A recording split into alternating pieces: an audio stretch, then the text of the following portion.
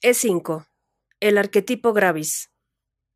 Ante todo, hay que aclarar que el contenido de este subartículo es un extracto de la teoría Gravis de la sabiduría hiperbórea, que se ha desarrollado con detalle en el libro Física Hiperbórea.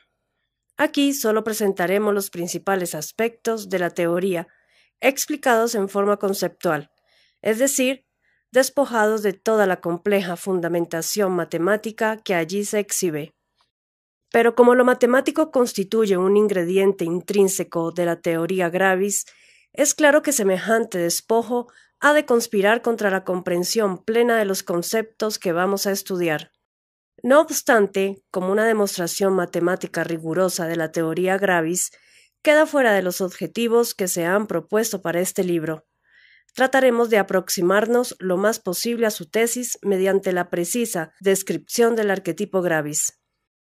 Cabe aclarar también que el camarada Luis Carlos Arias Varela, de Buenos Aires, Argentina, ha desarrollado profundamente una teoría de la unidad de energía real, a la que ha denominado unidad de energía, BAC o WEBAC, y a la que ha expuesto en su libro Teoría Unificadora Conceptual. Como es sabido, el físico judío Alberto Einstein no consiguió desarrollar una teoría matemática aceptable para unificar la interpretación cuantitativa, experimental de los llamados fenómenos de campo, es decir, los fenómenos que ocurren por efecto de los campos gravitatorio y electromagnético. Estos fenómenos, desde luego, ya están unificados en la realidad, pues lo que resulta incompatible son las teorías con que se intenta explicarlos. Con respecto al campo gravitatorio, fuera de las ecuaciones de Newton, todo lo que se ha avanzado hasta ahora ha sido en el sentido apuntado, tratar de unificarlo con el campo electromagnético para el cual existen las ecuaciones de Maxwell.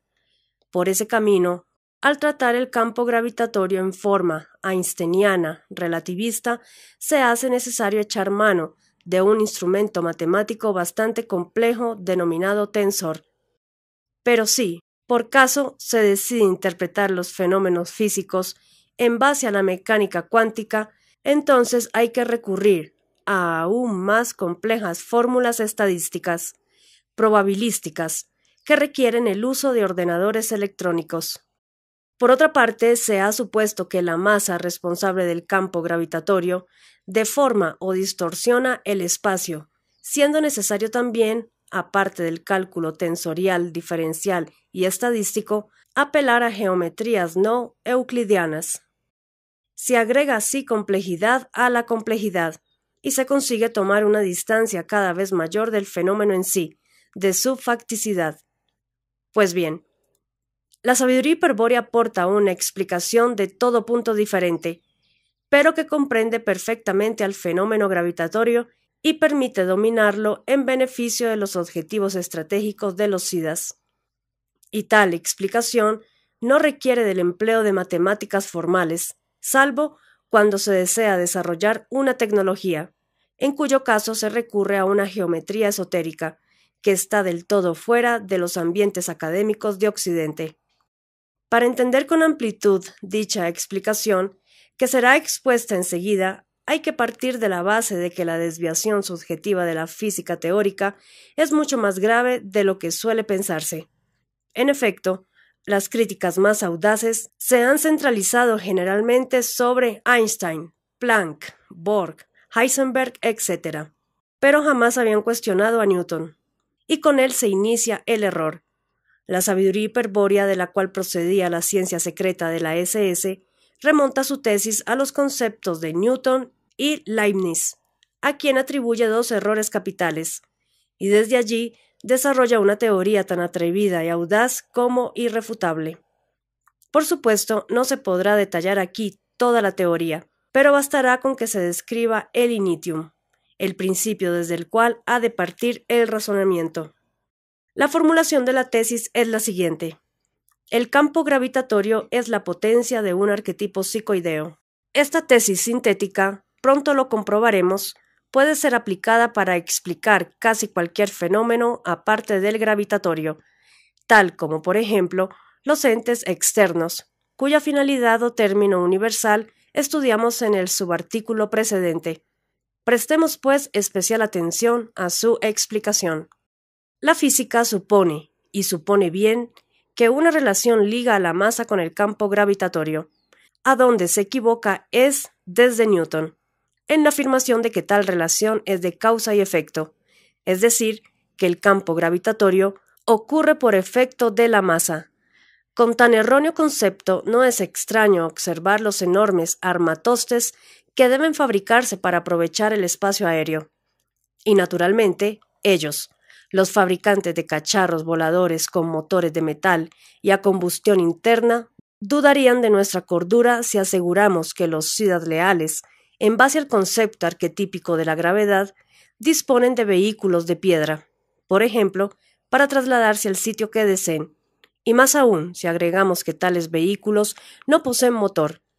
Pero no se trata de un delirio, sino de ciencia antiquísima, extraterrestre, ciencia que la Orden Negra SS desarrolló nuevamente en este siglo y que le permitió construir sus propios platos voladores, en los cuales partieran sus mejores cuadros sobrevivientes hacia los oasis antárticos y a otras bases ocultas de la Tierra. Y desde esas bases, a las que no se podrá localizar ni con satélites espías, pues cuentan con camuflaje, también psicoideo, retornarán los caballeros SS del último batallón del Führer, integrando el Bilderheer de Botán, al fin del Kali Yuga en el Götterdämmerung. Pero esta es otra historia, o mejor dicho, el fin de la historia. La sabiduría hiperbórea enseña que los arquetipos universales guardan entre sí una relación jerárquica semejante a la que los entes manifestados mantienen en el plano material. Hay así una escala gradual arquetípica que rige la ordenación de todo arquetipo universal, desde su estancia en las regiones más sutiles del plano arquetípico hasta su manifestación en las regiones más groseras del plano material. Vale decir, los arquetipos más sutiles, o simplemente potenciales, se encuentran en planos también más sutiles, recorriendo toda una gama de densidades a medida que se actualizan en el proceso de los entes y descienden a la materia, que es la substancia más grosera. Conceptos semejantes han sostenido tanto los neoplatónicos como Leibniz, o la ciencia hindú del gran aliento, etc. Sin entrar a estudiar a fondo semejante concepto de orden arquetípico, es evidente que ha de haber un arquetipo que necesariamente es el último de la escala. Tal es el arquetipo gravis. El gravis es el más pesado, valga la redundancia, de los arquetipos psicoideos, y su acción tiene relación directa con la forma espacial, es decir, extensa de la materia y la energía. Por eso el gravis, que es el último de la escala, es también el primero que el demiurgo precipita cuando se apresta a organizar un plano material. Sin gravis, ningún otro arquetipo podría evolucionar en la materia. Ahora bien, la sabiduría hiperbórea denomina gravis tanto al arquetipo universal como a los entes por él producidos, es decir, a la especie gravis. Los gravis específicos son el conjunto de átomos arquetípicos o cuantos arquetípicos que sostienen e impulsan espacialmente a la materia, que le dan amplitud. El arquetipo gravis, con su unidad indivisible, se manifiesta en los gravis específicos que subyacen en todo ente. Por eso en todo ente concreto, en todo cuerpo material, en toda cosa sustancial, está presente como sustrato primero el arquetipo gravis. Pero tal estancia de lo uno en lo múltiple no puede darse de otra forma que como participación. Los entes materiales participan de la entelequia gravis, o con otras palabras, en todo ente está presente la entelequia potencial del gravis, del modo explicado en E4. Sin embargo, en su manifestación óntica, el arquetipo gravis demuestra una característica que lo distingue de cualquier otro arquetipo y a la que conviene examinar de inmediato. El gravis, en efecto, es el arquetipo cuyo proceso es más veloz que cualquier otro en el plano material. Ello surge como consecuencia de ser el último de la escala arquetípica, por lo tanto, el que más cerca está de la materia concreta, a la que justamente él mismo determina. El efecto del arquetipo gravis, de su entelequia potencial, que algunos llaman campo gravitatorio, es casi instantáneo, y ese efecto no es más que la fuerza procesual con que la potencia del arquetipo dirige a la materia. a la masa, a evolucionar hacia la entelequia o centro de gravedad. A raíz de esta elevada velocidad de respuesta, del nexo casi instantáneo entre el plano arquetípico y el plano material, es que el arquetipo gravis pudo ser reproducido por el demiurgo en toda la extensión espacial del macrocosmos, es decir, en todo punto del universo, en una pluralidad de átomos arquetípicos. Estos átomos arquetípicos son la manifestación óntica del arquetipo gravis, los gravis específicos, y aquí los vamos a nombrar simplemente como gravis. Una propiedad esencial de los gravis es su indeterminación formal, vale decir, su indiferencia hacia la conformación material de los entes. El gravis solo determina el espacio y crea el camino hacia la entelequia, el campo de fuerza, pero no actúa para conformar al ente. Más claramente, el arquetipo de este ente concreto que tenemos frente a nosotros, por ejemplo, de este perro, está en el plano arquetípico, según lo estudiado hasta aquí. Un arquetipo semejante es estructurador de forma, es decir, sostiene la forma óntica, la forma que reviste la actualidad del ente.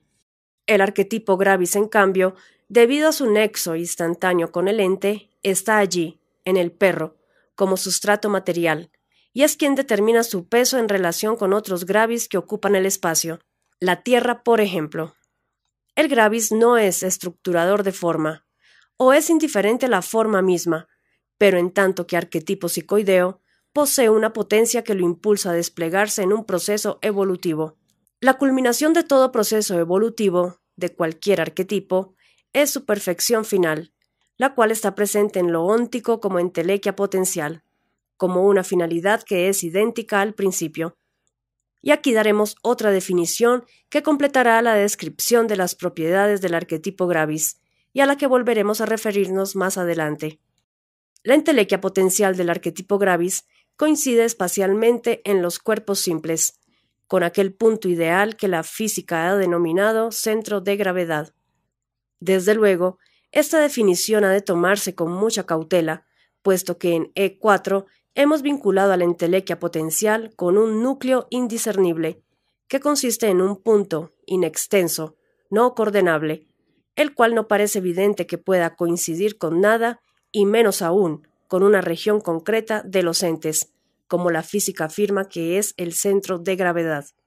Sin embargo, toda incertidumbre desaparecerá en cuanto comprendamos que, en verdad, el centro de gravedad es solo un concepto tajada, un objeto cultural interno, carente de entidad concreta en el mundo.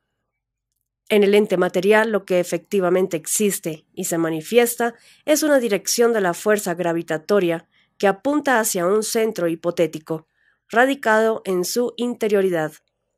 Esto es, una tendencia real que induce a la razón a suponer la existencia real de semejante centro.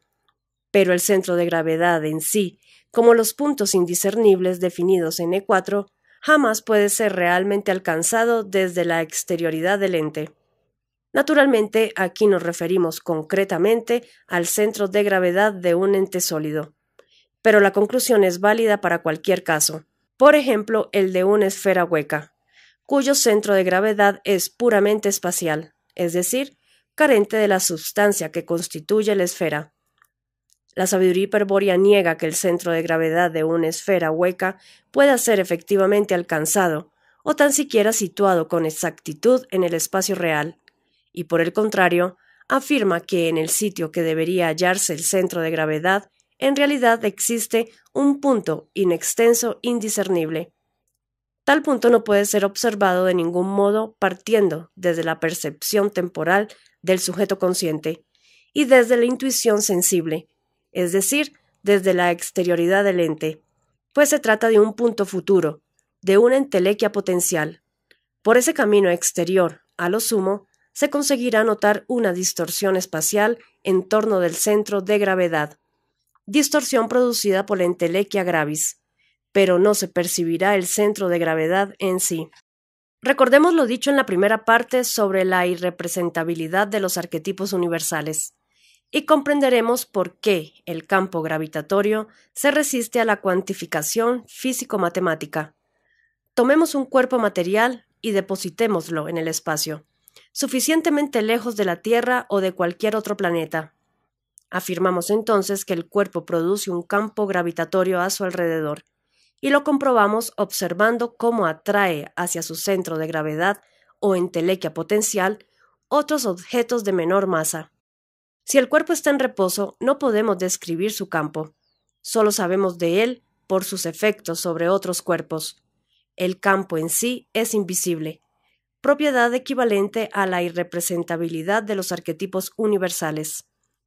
Pero el campo no es el arquetipo sino su potencia, que intenta actualizarse en la entelequia concreta. La sustancia del plano material, la materia, que la física denomina atómica, es siempre un acto concreto del gravis en su despliegue evolutivo, independientemente de la forma que tal materia exhibe por las determinaciones de otros arquetipos. Pero eso, la percepción de la materia, es todo cuanto podemos conocer sensiblemente sobre el gravis, pues él es pura potencia, es un llegar a ser, su entelequia, y por eso decimos alegóricamente que está oculto detrás de la materia, en la interioridad del ente, en la intimidad del ser en sí. Si violamos la intimidad del proceso, si invadimos el campo y hurgamos en la materia para buscar el centro de gravedad, la entelequia potencial, jamás hallaremos nada. Sin materia no hay gravis. Pero si a la materia la partimos y multiplicamos, solo conseguiremos obtener otros tantos gravis potenciales. El concepto del gravis que es capaz de tender a su entelequia, desplegándose en la partícula más pequeña de materia, da lugar a una teoría atómica no ortodoxa, que ha sido expuesta en el libro Física Hiperbórea, y que se funda en la definición de un átomo arquetípico o cuanto arquetípico. Conviene pasar revista ahora a los dos errores históricos que mencionamos anteriormente. El de Newton fue hacer a la masa causa de la fuerza gravitatoria, fuerza que por otra parte existe y es efectivamente proporcional a las masas e inversamente proporcional al cuadrado de las distancias que las separan. Tal como Coulomb lo demostró en las cargas eléctricas y Cavendish le midió con su balanza de masas, la realidad es que si bien la fuerza gravitatoria está relacionada matemáticamente con la masa, no es ella su causa, sino que a su vez la masa es el efecto concreto, el acto, de un arquetipo gravis. La fuerza gravitatoria es así la acción de una potencia arquetípica que procede desde su entelequia y atrae hacia su entelequia, que algunos denominan centro de gravedad. Ahora bien, el centro de gravedad, algunas veces, y solo algunas veces, especialmente en el caso de un cuerpo esférico como la Tierra, coincide espacialmente con la entelequia. Volvemos pues a preguntar, ¿qué se quiere decir con coincidencia espacial? ¿Significa eso que allí, en esa región interior del ente, por ejemplo, en el centro de la Tierra, está la entelequia? Antes de responder, vamos a considerar el segundo error histórico. Leibniz, evidentemente pensando en un dios hiperbóreo, que nada tiene que ver con el demiurgo ordenador de la materia, el verdadero dios de este mundo, atribuye al mismo una perfección absoluta, perfectio Dei, que le impediría crear dos cosas iguales. Se impone así en la filosofía moderna y en el pensamiento científico posterior el principium identitatis indiscernibilium, el principio de identidad de las cosas indiscernibles, que afirma que si dos cosas son absolutamente iguales, deben ser la misma cosa. Mas, como ello es manifiestamente imposible, según Leibniz, no pueden existir dos cosas iguales. El creador no se habría repetido. Todo este razonamiento es erróneo, pues se fundamenta en el supuesto de que el universo ha sido creado por un Dios de bondad, y no por un demiurgo imitador, como realmente ocurre. Pero pese a Leibniz, la obra del demiurgo se apoya en la imitación, y la estructura material ha de reflejar naturalmente este principio, contradiciendo el principium identitatis indiscernibilium. Es fácil comprenderlo si partimos de una composición arquetípica de lo real. Sin embargo, el principium de Leibniz ha sido incorporado dogmáticamente a la epistemología y predomina inconscientemente en toda actitud científica, referida a la observación empírica o experimental de los fenómenos físicos. Ello no es casual, obedece a una tendencia sinárquica que no viene al caso desarrollar aquí. Lo importante es que la teoría gravis contradice el principium, y lo hace porque tal principium es completamente falso. La sabiduría hiperbórea afirma que pueden haber dos cosas iguales, y señala como ejemplo a las entelequias potenciales de los entes externos, a sus núcleos indiscernibles, o a los centros de gravedad, determinados por el arquetipo gravis. Salvemos pues el error del principium leibniziano, y pasemos a responder a la pregunta pendiente sobre la situación real de la entelequia y su posible coincidencia espacial con el centro de gravedad. Todo arquetipo tiende hacia una entelequia, pero, en el origen del movimiento, el primer impulso es producido por una potencia que contiene en sí a la perfección que se pretende alcanzar. El movimiento es así un desarrollo evolutivo que apunta a una finalidad que también ha sido principio. Como finalidad, la entelequia es algo que aún no está, que debe ser alcanzado, es decir, algo futuro. Llegamos ahora a la parte más compleja del problema, ya destacada en E4. La entelequia es algo futuro, que obra en el presente del ente como posibilidad de ser, de allí el adjetivo potencial que se le agrega para señalar ese carácter. Dado que la conexión entre la entelequia de un ente y el ente concreto es el proceso del arquetipo, es este proceso la verdadera posibilidad de que una entelequia sea. Pero todo proceso tiene el sentido del tiempo trascendente. Ver figura 44. Vamos a dar un gran paso con la imaginación. Supongamos que somos capaces de contemplar todos los procesos que se desarrollan en el mundo, desde aquí hasta el último rincón del macrocosmos. Si esto es posible, si no se nos escapa ningún proceso, entonces resulta que no podríamos medir otro tiempo relativo, fuera de aquel en que ocurren los incontables procesos cósmicos. Más aún, no podríamos saber si existe otro tiempo, porque nada nos lo indicaría, nada que cambie, desde luego. Esta absurda conclusión demuestra que el tiempo trascendente del macrocosmos, es la suma de todos los procesos del universo, es decir, de todos los procesos arquetípicos. El tiempo trascendente es, pues, también un proceso, algo que se sabe desde la antigüedad, cuando a tal proceso se lo denominó fluencia, pero vale la pena repetirlo para aclarar el concepto de la sabiduría hiperbórea. Tal concepto afirma que el tiempo trascendente, como proceso fluente, apunta también a una entelequia, una superentelequia llamada futuro.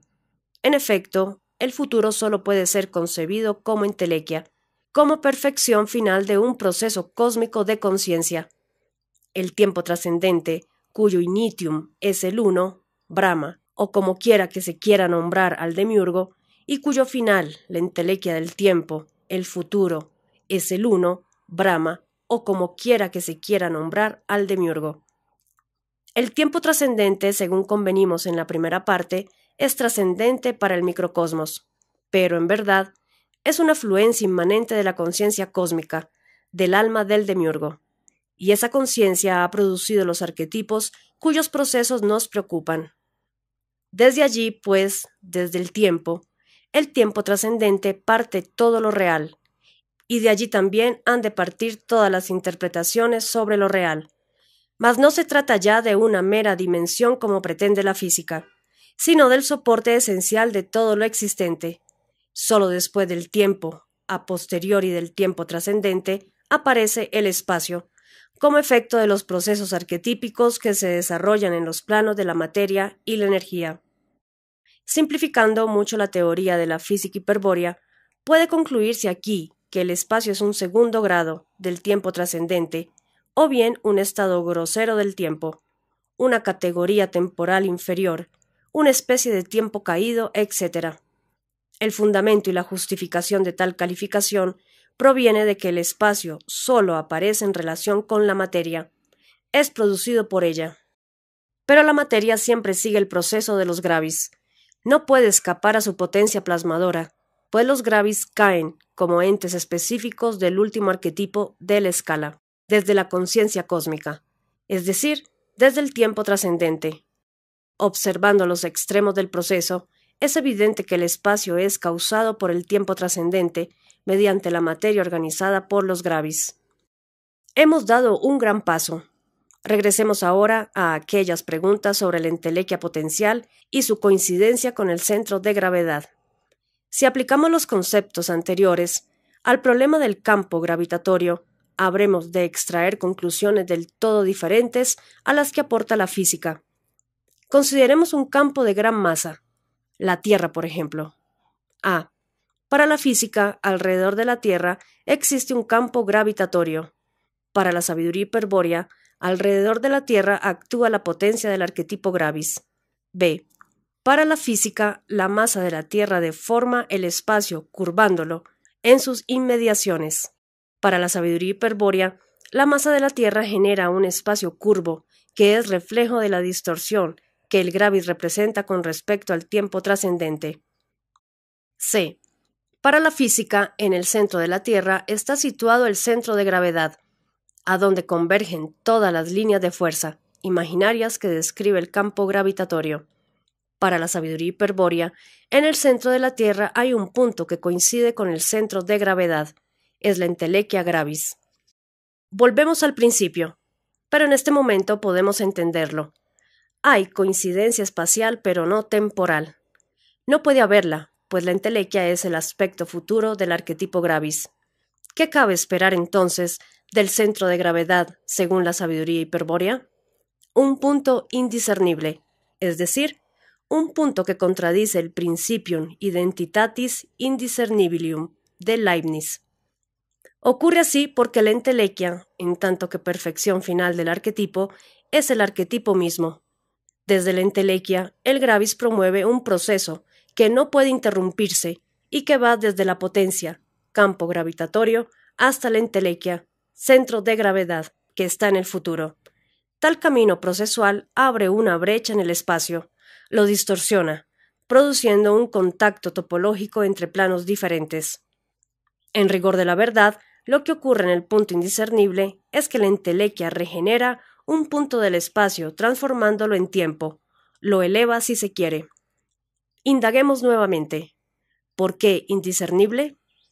Para que algo sea indiscernible, debe poder ser comparado con otra cosa exactamente igual, con igualdad absoluta, es decir, con otra cosa que ocurra en el mismo instante y ocupe el mismo sitio. Solo así podríamos asegurar que dos cosas son indiscernibles, cuando ambas demuestran coincidencia de espacio y de tiempo. Pues bien, y aquí estamos tocando uno de los mayores misterios que existen. Las entelequias de todos los gravis son indiscernibles. Con otras palabras, en todos los entes, independientemente de su forma o tamaño, existe un punto indiscernible. Esta propiedad es la causa de la isotropía del tiempo trascendente. A través de los puntos indiscernibles, en efecto, fluye el tiempo trascendente, y como todo punto del espacio macrocósmico contiene un punto indiscernible, la fluencia temporal es isotrópica. Y como el tiempo trascendente es en realidad la corriente de conciencia del demiurgo, se comprende que en cada ente, desde el punto indiscernible, está él. Está él impulsando el proceso del ente con su aspecto sabiduría, desde la entelequia potencial, y viendo el proceso del ente con su aspecto conciencia-tiempo desde el punto indiscernible. Hay que meditar mucho sobre esa propiedad de los gravis para abarcar el misterio que implica, en toda su profundidad. Como conclusión de este resumen de la teoría gravis, vamos a destacar lo más importante. Ante todo, es necesario superar la barrera de incomprensión que opondrá la razón al plantear paradojas aparentemente irreductibles. No se debe olvidar que estamos frente a un terrible secreto, del cual no será fácil apoderarse, al menos no impunemente. El primer obstáculo es el problema ya examinado en E4, de que el arquetipo mantiene su singularidad absoluta mientras se manifiesta en la pluralidad de los entes. Esto es, si los puntos indiscernibles son todos una y la misma cosa, ¿cómo pueden estar en distintos entes a la vez? Si el punto indiscernible de la Tierra es exactamente el mismo que el de Venus, por ejemplo, ¿cómo es que millones de kilómetros separan a ambos planetas? Respuesta. Desde luego, ello ocurre porque los puntos indiscernibles son entelequias potenciales del arquetipo gravis. Tomando esto en cuenta, se entiende que la distancia que separa los planetas no tienen nada que ver con los puntos indiscernibles, pues los mismos coinciden finalmente en el futuro actual y ninguna distancia los separa en el presente potencial. Y lo mismo vale para cualquier otro ente que se desee considerar. E6. El núcleo indiscernible de los entes. En E4 vimos que la entelequia potencial del arquetipo universal subyace en el ser en sí de los entes y determina una región indiscernible en cada uno de ellos, donde conserva su singularidad absoluta. Tal región es el núcleo indiscernible de los entes. En E5 comprobamos que en el núcleo indiscernible de los entes materiales subyace efectivamente la entelequia potencial del arquetipo gravis. En todos los entes, independientemente de su tamaño, existe un punto indiscernible. Esta propiedad es la causa de la isotropía del tiempo trascendente.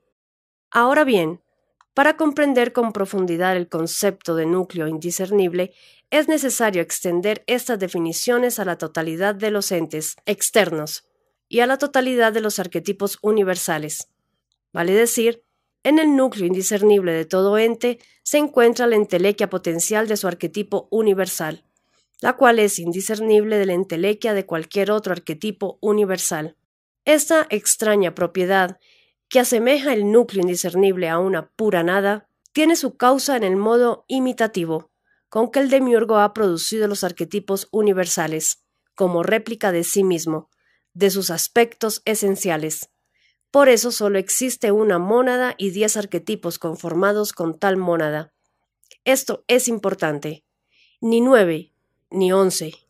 10 aspectos del uno que determinan la esencia de todos los entes del universo. Y una mónada, imagen perfecta del uno, cuyo revestimiento formal es el arquetipo gravis y cuya manifestación óntica es el cuanto arquetípico. Una única mónada repetida en todo punto del espacio cósmico, en todo ente, en todo ser en sí, en todo núcleo indiscernible, que por eso es indiscernible e idéntico a cualquier otro arquetipo o al inefable uno. Los arquetipos son solo 10, como los aspectos del uno, pero combinados de muchos modos, todos hacen posible la enorme multiplicidad de los entes. Sin embargo, en el núcleo indiscernible de cualquier ente particular, la entelequia potencial, su propio llegar a ser, no puede ser diferenciada de la de otro ente, es indiscernible. Evidentemente, esta propiedad del núcleo indiscernible torna sumamente oscuro el concepto de término universal del ente, que hemos explicado, pues no deja ver, para nada, el modo en que los entes llegan a ser individuales. No obstante, ello se comprenderá fácilmente cuando se haga intervenir en la existencia del ente al designio, es decir, a su término particular, tal como se verá en detalle en E8. En la primera parte se adelantó el concepto de núcleo indiscernible y su curiosa propiedad, aunque recién ahora podrá ser comprendido con claridad. Conviene destacar que el tiempo trascendente no sólo presenta la extraña cualidad, ya señalada de ser isotrópico para los entes, permanentes y sucesivos, y anisotrópico para otros tiempos sucesivos, sino que también es continuo y discontinuo a la vez. Ello se debe a que el espacio real se compone esencialmente de cuantos arquetípicos, los cuales poseen cada uno un punto indiscernible. Resulta así que en cualquier porción del espacio, por pequeña que sea, existe siempre una región coordenable, propiamente espacial, que constituye el principio de la extensión continua, y un punto indiscernible, no acotable, propiamente temporal, que es el mismo punto que podría localizarse en cualquier lugar del universo. El punto indiscernible es denominado también el ojo de Abraxas. De esta manera, todo ente sucesivo, por ejemplo, es y no es, en cada momento de su acontecer, pero su ser es sucesivo, y su no ser es permanente.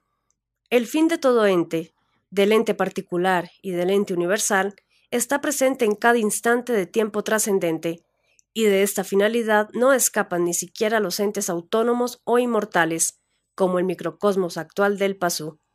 Por eso se dice que la sola percepción del aspecto sucesivo o fenoménico de los entes constituye una ilusión, ya que su fin, la nada que alcanzará al concluir el tiempo sucesivo, que es igual a la nada inicial, anterior al tiempo sucesivo, se encuentra siempre presente en los entes, expuesta a la mirada aguda. E7. El ojo de Abraxas. La teoría Gravis, por otra parte, pone en primer plano el problema de la individualidad de los entes, cuya solución se da en E8. Sin entrar a considerar por ahora cómo es ello posible, observemos que los 5 perros de la figura 45, a pesar de que todos son manifestación de un mismo arquetipo y tienden a la misma entelequia, pueden ser distinguidos específicamente como entes individuales. Aquí este perro, allí ese otro, allá un tercero, acullá un cuarto, etc. Todo el mundo convendría sin dificultad en esta distinción. Todo el mundo vería los 5 perros señalados. Pero cuando las cosas cambian es al efectuar un examen semejante de los Gravis o de cualquier otra entelequia potencial, pues entonces el observador deberá admitir la realidad de los puntos indiscernibles. No podrá distinguir un Gravis de otro, y ante su vista desaparecerá la pluralidad de los entes para dejar paso a la singularidad del arquetipo, y tras de él a la terrible faz del demiurgo. Naturalmente, muchos reirían frente a esta posibilidad a la que calificarán de absurda, y harán bien en reír. Si no están preparados para afrontar el misterio, mejor es que rían y permanezcan en la ignorancia, pues son incontables quienes han enloquecido frente a la realidad de los puntos indiscernibles.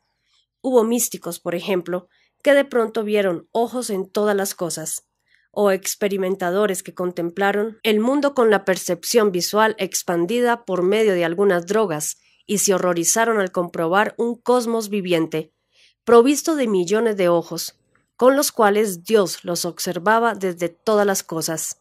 Ex omni parte oculta. Es necesario advertir, pues, sobre el demencial peligro que acecha en el ser en sí de todo ente, en su término universal o finalidad. Como sabemos, lo que el pasú puede conocer del ente es lo que le revela su término particular, su designio. El designio es el ser para el hombre del ente, un nombre, una palabra que lo individualiza y que ha sido pronunciada por el aspecto logos del demiurgo.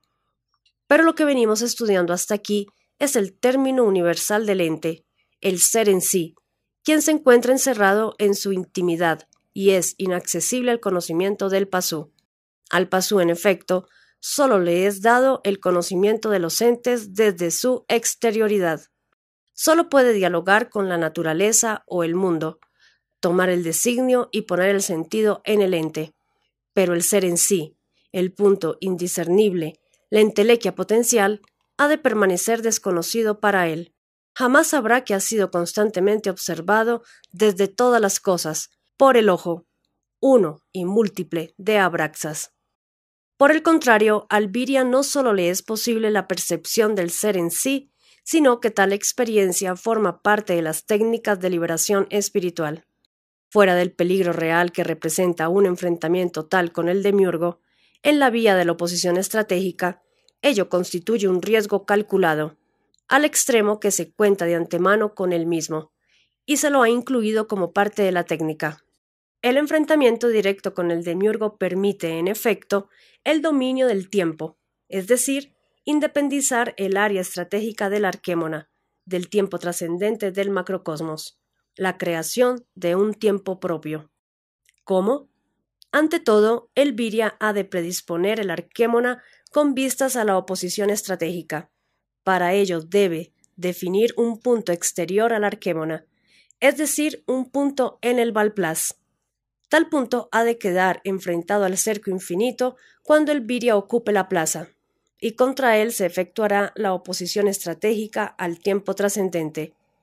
Es necesario entonces asegurarse previamente de que dicho punto ha de permanecer siempre el mismo, y de que por él pasará la isotropía del tiempo trascendente, y continuará en el punto cerco de proyección del Viria. Vale decir, es necesario obligar al demiurgo, de antemano, a sostener la oposición estratégica. ¿Es posible cumplir tal condición?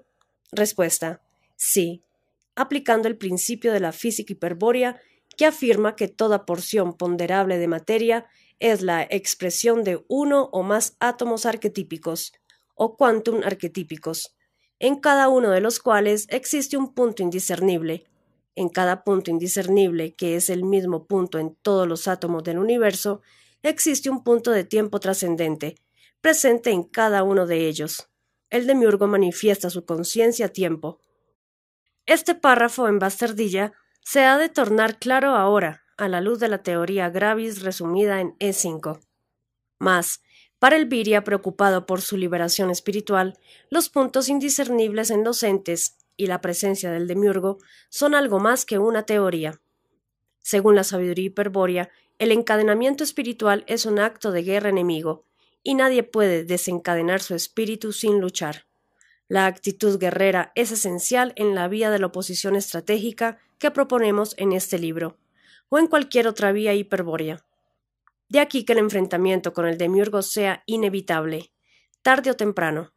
Lo hemos repetido muchas veces, y vale la pena recordarlo.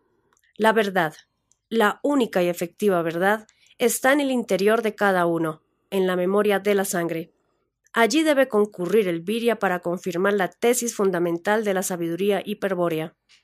Por eso, para quien ha escuchado la voz de la sangre pura y decide combatir, el acto de guerra individual no puede caracterizarse de otra manera que por el odio gnóstico hacia el mundo del demiurgo. El Viria despierto tratará de experimentar en todo momento la hostilidad esencial, procurando reorientar estratégicamente al espíritu revertido. Y esa hostilidad esencial que antaño desplegara el espíritu hiperbóreo contra el universo material de el Uno, será el carácter que revestirá en mínima medida el acto de guerra que el Viria despierto ejecutará contra él, es decir, contra el macrocosmos del demiurgo, Jehová Satanás. Si tal es la resolución del Viria, si tan gnósticos son sus objetivos, entonces todo estará dicho. No habrá más palabras engañosas ni signos vanos. El enfrentamiento se trasladará más allá del velo de malla, a una instancia absoluta en la que el guerrero hiperbóreo y el demiurgo lucharán cara a cara. Y como en el origen de la caída, en la lucha estará nuevamente en juego el encadenamiento espiritual. El Viria despierto ha atacado para liberar al espíritu cautivo, y el demiurgo responde para someter al espíritu a una mayor y más atroz confusión. A todas estas citas hay que agregar lo siguiente.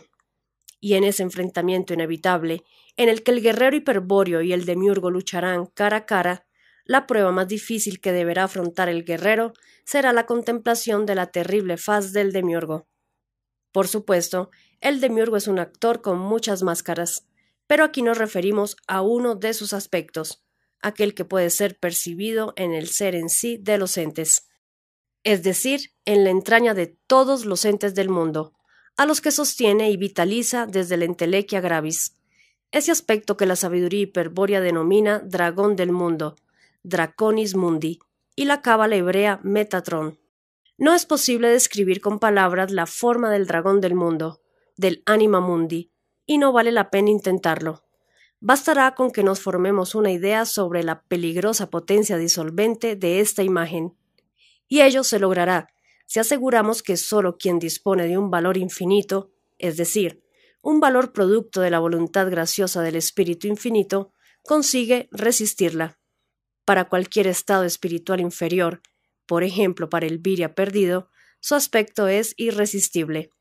El dragón del mundo sume en el terror a todo observador, cuyo valor tenga algún límite moral, y por todo observador ha de entenderse encarnado o desencarnado, hombre, alma o deva, etc.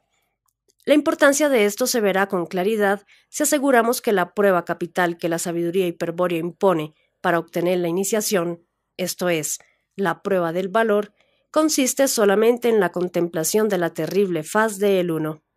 Pero esta faz puede ser el dragón del mundo como otra imagen, tanto o más espantosa que ella. Otro aspecto demencial del demiurgo, conocido como Hiedra Cron, y que no es más que su rostro manifestado en todos los miembros de una raza sagrada, hebrea en este caso. Vale decir, su rostro uno presente en la pluralidad de los entes hebreos de la raza, en el sí mismo de la raza, en la entelequia potencial de la raza, es decir, en la Shekinah. En resumen, aquí deseamos advertir que, siempre que se siga una vía secreta de liberación de las 7 más una que propone la sabiduría hiperbórea, habrá algún momento en el que se producirá un enfrentamiento con el demiurgo, y que contemplar su terrible faz puede ser peligroso si no se dispone de un valor sin límites. Pero debe ser claro que, aun cuando no exista lucha planteada, la visión del dragón del mundo por sí sola basta para producir un efecto devastador sobre el equilibrio racional.